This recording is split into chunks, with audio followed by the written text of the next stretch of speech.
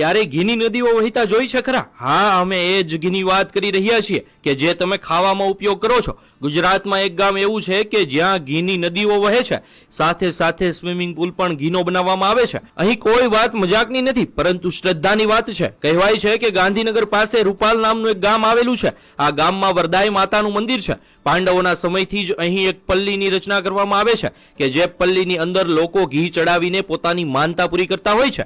લોકોની માનતાઓને આસ્થા એટલી બધી વધારે હોય છે કે પલ્લીમાં ચડતા ઘીને કારણે આખા ગામમાં ઘીની નદીઓ વહેવા લાગે છે. હવે સવાલ થાય કે એટલું બધું ઘી આવે છે ક્યાંથી? તો જે પણ વ્યક્તિની માનતા હોય એ 5 કિલો, 10 કિલો કે 15 કિલો ઘી માતાજીની પલ્લી પર ચડાવે છે અને પોતાની માનતા પૂરી કરે છે. આ રીતે ગામ આખું ઘીથી તરબોળ થઈ જાય છે. આ તો શ્રદ્ધાની વાત છે, પરંતુ માતાજી આવી રીતે ઘીનો બગાડ કરવાનું ક્યારેય ન કહી શકે. હા, શ્રદ્ધા પૂરી કરવા માટે આપણે પલ્લીમાં ઘી ચડાવવું જ જોઈએ, પરંતુ આવી રીતે ઘીનો બગાડ કરવો એ યોગ્ય નથી. કહેવાય છે કે આ ઘી કે જે રસ્તા પર હેમખેમ પડ્યું હોય છે એને કેટલાક ગરીબ લોકોમાં વિતરણ કરી દેવામાં આવે છે. રસ્તા પર પડેલું આ ઘી ખૂબ જ ગંદા સ્વરૂપમાં હોય છે, જે ખાઈને ઘણાના સ્વાસ્થ્ય પણ બગડી શકે છે. માતાજીની શ્રદ્ધાનો સવાલ છે તો આપણે જરૂરથી પલ્લીમાં ઘી ચડાવીને આપણી માનતા પૂરી કરવી જોઈએ, પરંતુ આવી રીતે ખરેખર ઘીની નદીઓ વહેડાવી ન જોઈએ અને તેમને બાળકોના પોષણ આપવા માટે ઉપયોગમાં લેવું જોઈએ. સદીઓથી આ પ્રથા ચાલી રહી છે, તેની સાથે લોકોની આસ્થા જોડાયેલી છે અને આસ્થા ખરેખર સાચી પણ છે.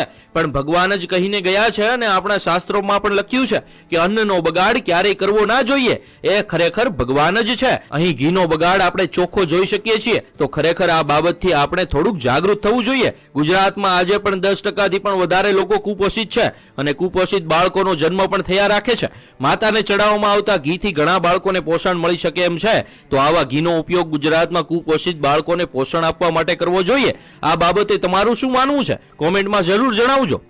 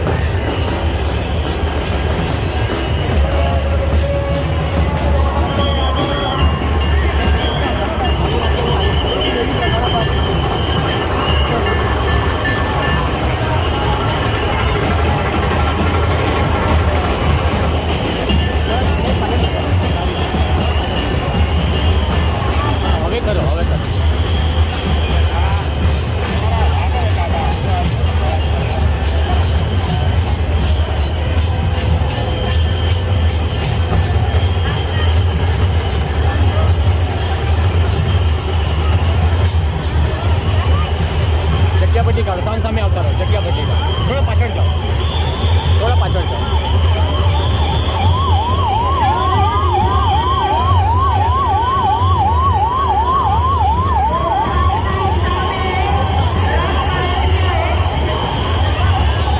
ચાલો ચાલો ચાલો.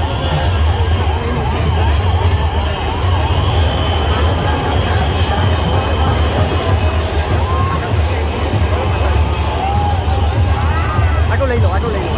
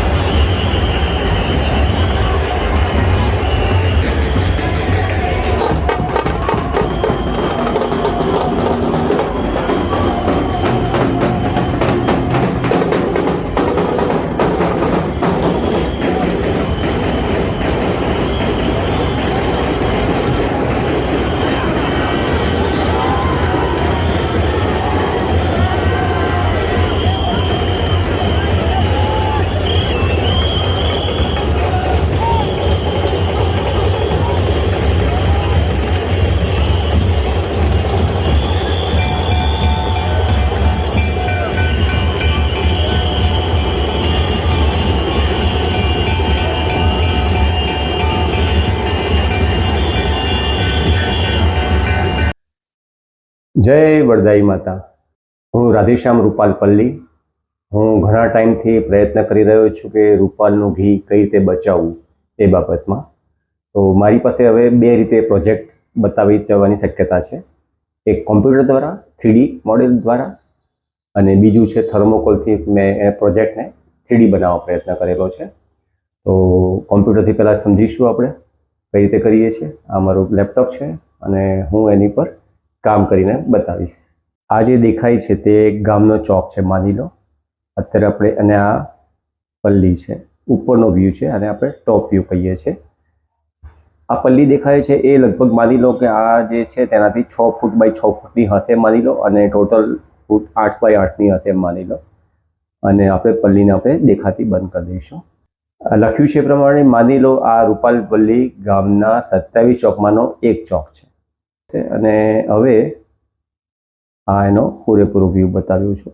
મારો પ્રયત્ન એવો છે કે જે આ ગોળ આકાર મેં બનાવેલો છે એને આપણે તોડી નાખવાના છીએ. એટલે કે આ લખ્યું છે એ પ્રમાણે સિમેન્ટનો સીધો સપાટ રોડ તોડી નાખવાનો. કેટલો? તો આ જે રાઉન્ડ જેટલો આકાર દેખાય છે તેટલો તોડી નાખવાનો. હવે તોડ્યા પછી શું થશે? આ છે ગામનો ચોક. 4 રસ્તા બની શકે. કોઈક વાર ગામમાં 3 રસ્તા પણ હોય, 2 રસ્તા જ હોય, 4 રસ્તા ના પણ હોય. હવે આ જ રસ્તાને આપણે 3Dમાં જોઈશું, એટલે કે પર્સપેક્ટિવ વ્યૂ. તો એ આ રીતનો દેખાશે. બરાબર. ફરી પાછા ટોપ વ્યૂમાં આવી જઈએ છીએ. આ આપણો ટોપ વ્યૂ છે.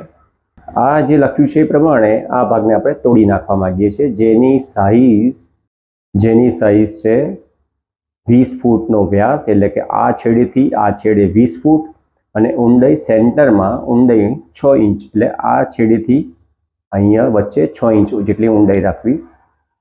6 થી 10 પણ રાખી શકાય, પણ અત્યારે ગણતરી 6 ઇંચની રાખીએ છીએ. હવે માની લો આપણે આને તોડી નાખ્યું. એટલે આપણે આ તોડી નાખ્યું, એટલે કે એને 3Dમાં જોઈશું તો એ આવું દેખાશે, તૂટેલું. કંઈ જ નહીં હોય, તૂટી ગયો. બરાબર. હવે આપણે એને ટોપ વ્યૂમાં પાછા આવી જઈએ. તોડ્યા પછી આપણે ત્યાં તાવડી જેવો આકાર આપવા માંગીએ છીએ. એટલે કે આ તાવડી આકાર બની ગયો, અને એને આપણે 3Dમાં જોઈશું એટલે વધારે ખ્યાલ આવશે કે તો એ તાવડી જેવો આકાર આ રીતે નીચે લબડતો હશે. અને ત્યાં એક પાઇપ લગાવશું. આવી રીતે ખ્યાલ આવી જશે કે હવે મેં પાઇપ લગાવી છે. અને ક્લોઝઅપ પણ બતાવીશ કે ભાઈ આ તાવડી, એટલે કે રોટલી બનાવવાનું, ભાખરી બનાવવાનું, રોટલો બનાવવાનો જે આકાર આવે છે એને આપણે તાવડી કહીએ છીએ. અને એને ઉપરથી પણ જોઈએ તો આવી રીતે એનો આકાર કાણું પાડેલું છે વચ્ચે, અને આવી રીતે એને આ 4 ચોકમાંથી એને જોઈ શકાય. હવે પલ્લીજીને લાવી દઈએ આપણે. તો આ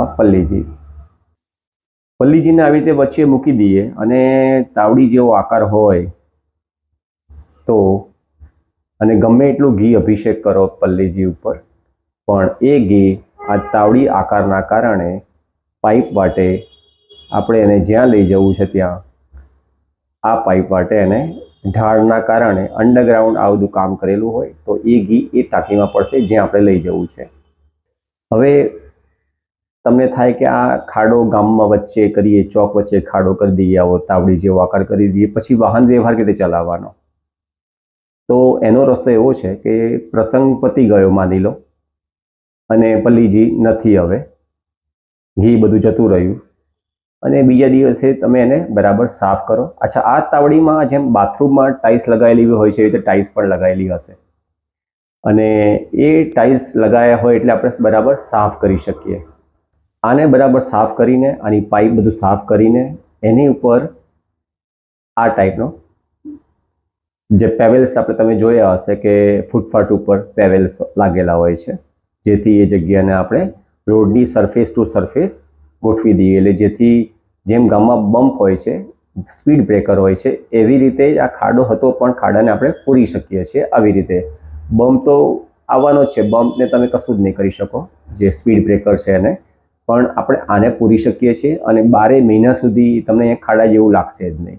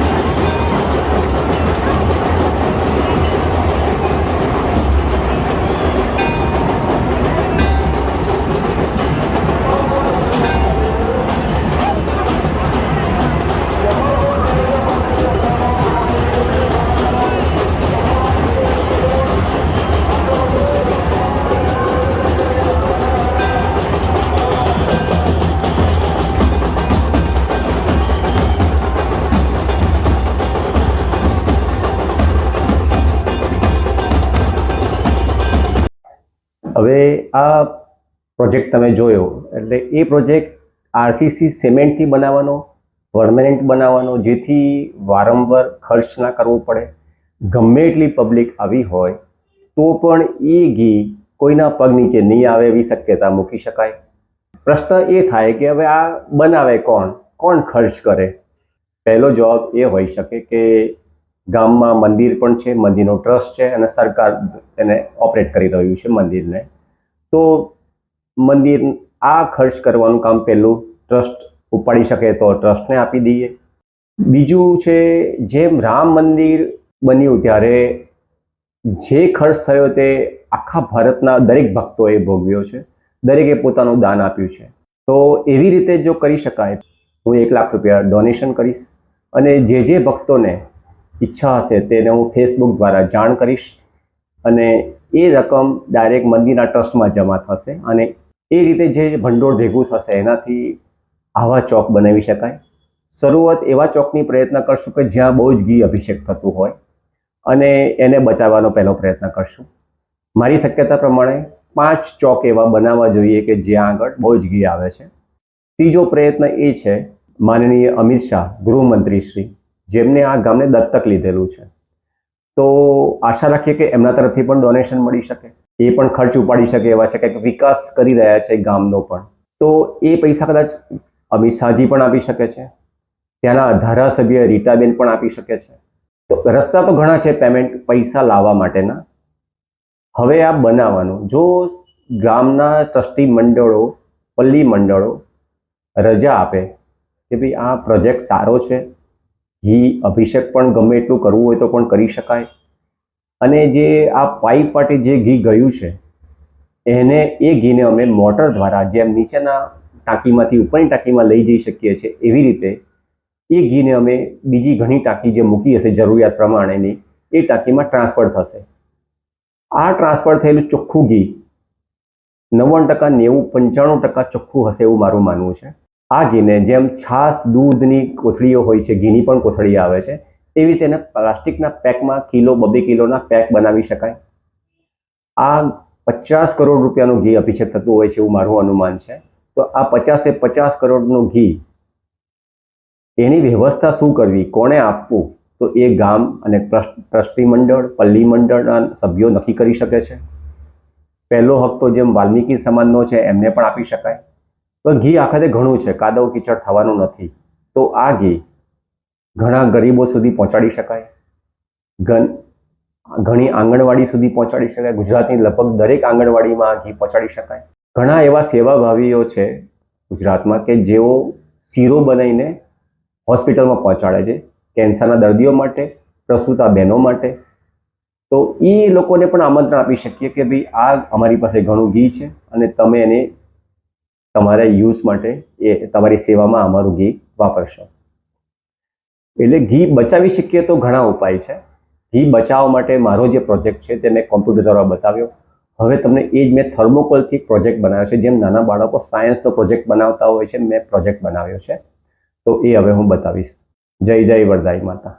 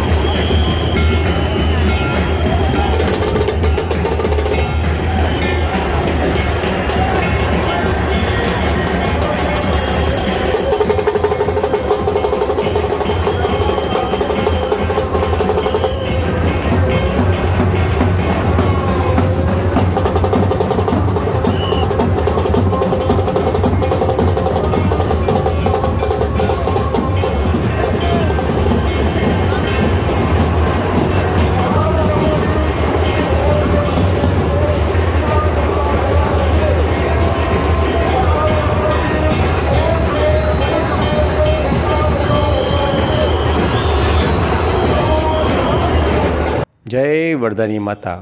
હું રાધેશ્યામ રૂપાલ પલ્લી. ગુજરાતનું એક એવું ગામ જ્યાં ચોખ્ખા ઘીની નદી વહે છે તેમ બોલવામાં આવે છે, પણ ખરેખર ઘી અભિષેક પછી સોના જેવું ઘી ખાવા લાયક પણ રહેતું નથી, પણ કાદવ કીચડ થઈ જાય છે. જો ખરેખર ઘીની નદી વહેતી હોત તો રૂપાલના વરદાઈ માતાના મંદિરની બહાર કોઈને ભીખ માગવા જ ના બેસવું પડે. ઘીની નદીમાંથી ઘી વેચીને બધા રૂપિયાવાળા બની ગયા હોત અને ગાય અને ભેંસની પણ જરૂર ના પડત. નદી એને કહેવાય જેમાં ડૂબકી ખાઈ શકાય. જેમ ગંગા, કાવેરી, ગોદાવરી, યમુના, નર્મદા, કૃષ્ણ, બ્રહ્મપુત્રા, સરસ્વતી નદી ભારતની મુખ્ય નદીઓ છે. આમ ઘીના ટ્રેલર ખાલી કરવાથી નદીઓ બની શકતી હોત તો પાણીના ટેન્કરો ખાલી કરી દરેક ગામમાં એક એક નદી બનાવી દઈએ તો પણ પાણીનો પ્રશ્ન સોલ્વ થઈ જાત. મને તમારી મદદની જરૂર છે. મારો હેતુ પલ્લી પર ઘી અભિષેકનો વિરોધ કરવાનો નથી, પણ અભિષેક થયા પછી ઘીનો કાદવ કીચડ થાય છે તેને બચાવવાનો છે. પર્યાવરણ, સામાજિક પછાત સમાજનું સ્વમાન અને ઘી બચાવવાનો છે. પલ્લીનું ઘી રોટલી પર ચોપડવા જેવું શુદ્ધ રહે તો સોનામાં સુગંધ પડે. જે ભક્તો રૂપાલ ગામમાં ઘી અભિષેક કરવા આવે છે તેમને કહેવા માગું છું કે મારો પ્લાન એ રૂપાલ ગામના ચોકમાં તાવડી પ્રોજેક્ટ એટલે કે 20 ફૂટ વ્યાસ 6 ઇંચ ઢાળવાળો આરસીસી તાવડી અને બાથરૂમની જેમ અંડરગ્રાઉન્ડ પાઇપલાઇન નેટવર્ક બનાવી શકીએ તો 50 કરોડ રૂપિયાના દાનમાં આવેલા શુદ્ધ ઘીને પરંપરાગત પલ્લીમાં ઘી અભિષેક પછી પણ બચાવી શકાય. ઘી માતાજીનો પ્રસાદ છે.